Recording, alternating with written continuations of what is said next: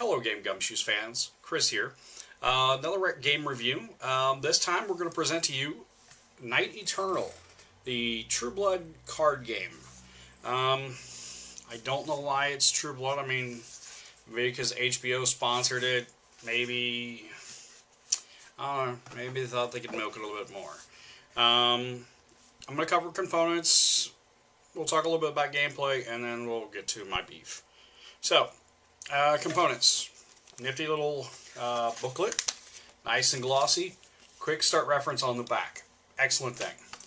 You have your typical Cryptozoic Entertainment code here, so you can register your game. Always a good thing. You have a sheet of little pop-outs.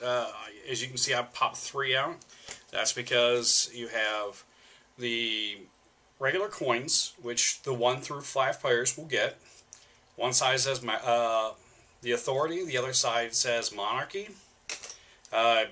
You'll need that when it comes to playing the game. Then you have a Monarchy square and an Authority square. Also important. Next, you get a little velvet bag filled with blood tokens. Now, blood tokens can be 1 point, a 5.1, and the big old 10.1. Now, in case you couldn't see that, there was clear red and what looks kind of blackish. It could be really dark red, but who knows. Then you basically have 2 decks of cards. You have these here, which are the blue agent cards, and the red cards, which are the immortal cards.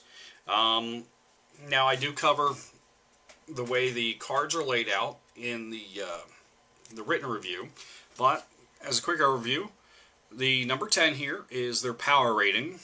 You've got the picture of what they look like. The title, or the name of the particular vampire. Down here they have ability boxes. And then just below that, it gives whether or not they are part of the Monarchy or the Authority. That also comes into play. Now, you do have ones like Lilith here. In fact, she's the only one that actually just says Immortal down the bottom. Now, she can be either Authority or Monarchy depending on which way you play her. But once you've played her as Authority or the Monarchy, she's that for the rest of the battles. Now, to me, this game is basically a trick-taking, bidding type game. It reminds me a little bit of Rowboat by Moustache Games. But the way you play it is, you shuffle, deal, what have you. Now, when you deal, each person gets 5 agent cards and 1 authority card. Now, as I said, this is a bidding game, so the way you determine how much you're bidding is by flipping over an immortal card. Now, I won't use Lilith because she's pretty high, but actually, yeah, I will use Lilith. She's an 11. Now, you declare by being the first player. You look at your hand, go, okay, well, I've got more of those cards than any other card. The numbers are pretty high. So what I'm going to do is, whichever side you put Lilith to, in the case of this hand here, I'm going to say that she needs to be the Authority. So I will take her power rating level and put 11 blood into the Authority's area. Now, here's the thing. You get 15 blood for each player playing. If you've got enough players, the 10 pointers you'll be using. If not, they'll just sit there. But they give you this massive bag of them, so you've got plenty to play with. And it's not like you can't get those at your local hobby store or Walmart or something like that if you need more to play with more people. Although, because you only have 5 of your flip chips, you only, I don't know, you probably go overboard a little bit there. So,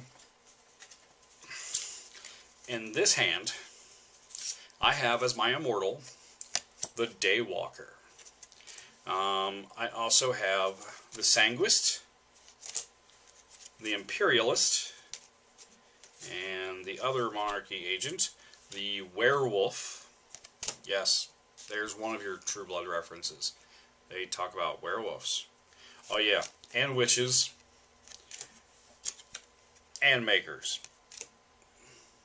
Yeah, that's Lilith, and those three are about as close as you come to actually being True Blood, and they're kind of generic, so not so much True Blood. As you can see from all the pictures, none of them really have anything to do with True Blood, and I've never seen this game played on True Blood, although they say that it is in the realm of them. So this game kind of resembles True Blood, the TV show, about as much as, well, actually less than True Blood, the TV show, matches the books, just in case you're one of those kind of people. So this hand is actually a really good hand. This hand has the Queen of the Rising Sun as their immortal. And then let's stick with the other monarchy characters. The Prince of Thieves. I really like these cards. They come in handy because they allow you to steal 3 blood, and you're basically trying to empty the pool of blood, and also your opponent's pools of blood you want to empty. Next is the Envoy, and then the other 3 cards that this one has are the Tyrant, another Tyrant, and as you can see, they're both different power ratings, and then the Interrogator. Now, in this game, you will play, whoever's the first player will play, in theory, their strongest card. After the ante, where, okay, let me get back to that. With the ante, you put 11 of your blood into authority, since you've chosen authority. Now, the funny thing is, you also take half of her power rating. We did round it up, so 6. 6 blood will go into the monarchy. That way you're not totally losing out, and you're not all fighting over one pool. Although, I guess that would be an interesting variation if you wanted to play it that way. But I think this way has a little more strategy. So you've got 11 blood per player in the authority, 6 blood per player in the monarchy, and like I said, you want to empty those pools. Now, each card has like the little special abilities down at the bottom. Now, when you're the first player, you're guaranteed that your stuff's going to work. So if I wanted to be a complete and total pain, I could play, say, the Witch. She's a number 4, power level 4.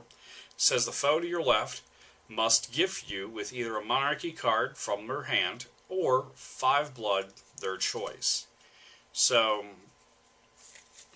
I play her out. She's worth 4 points to the authority. Now, you know, my other opponent, they're like, well, I don't really want to give up my monarchy cards because, you know, you're playing authority, so I want to try to steal the blood pool for, say, the monarchy. And so they'll decide to give in and give me 5 blood rather than give up a card. And then they will play the Prince of Thieves. Now, since they don't have anybody to play against, you know, they're going to be guaranteed to get their pool regardless of how high the power rating is. Now, the Prince of Thieves steals 3 blood from the authority blood stakes. If no favors, the authority draws an agent. So basically, if there's no blood in the blood pool, then you get to draw an extra card. Otherwise, you get to take 3 blood. And that's kind of cool if you're trying to whittle down their amount of they're going to win. So,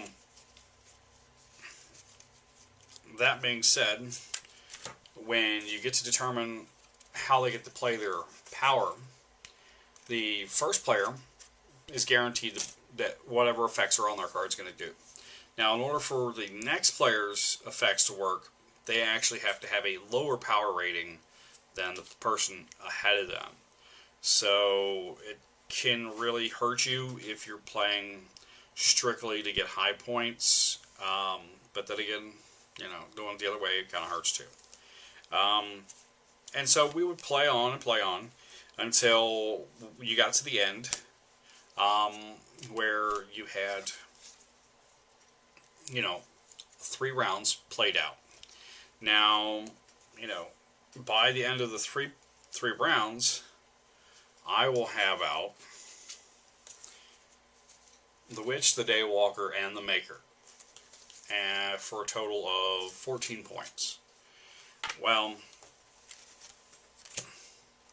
the second player, yeah, they played out the Prince of Thieves, but then they found that their opponent had a weaker authority hand. So they played out their 2 Tyrants. Now their 2 Tyrants are worth 18 as well. So that kind of screws them. For how many points that...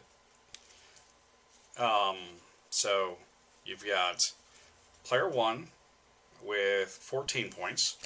Player 2 comes back and has 18 points worth the authority. Player 2 would actually get the blood pool for authority, and the player 1 would pretty much get screwed over. And then there's something that happens with the blood, but you'll have to read the instructions for that, because I never got to that point in playing it. Mind you, this is a very easy game to learn to play. It does have an age rating of 15 and up, which I don't think is necessarily fair, because I don't see anything in the cards that would dictate needing to be 15 and up. Maybe it has to do with the TV show's name being on it. I don't know. But, very quick, easy to learn. I taught 3 people how to play this in a dark, loud bar last Saturday. So, if that gives you any kind of idea. Now, as you heard me mumbling earlier, I am disappointed with the fact that they call this the True Blood card game. Because, honestly, aside from Lilith, those 3 characters and the fact that it has the branding for True Blood on it, this game doesn't really have that much in common with True Blood. Honestly, with a name like Night Eternal and the way the cards are set up, this game would have been better off listed as a White Wolf vampire game. But, they got the licensing for it, so good to Cryptozoic. Very misleading if you're thinking that any of this game has anything to do with True Blood itself. Like I said, I don't remember seeing any references to it through the TV show. Definitely don't see any references in the books. But I'll let you decide. Anyhow, this is almost did it. Night Eternal, the True Blood card game. And thank you for joining me. Happy gaming.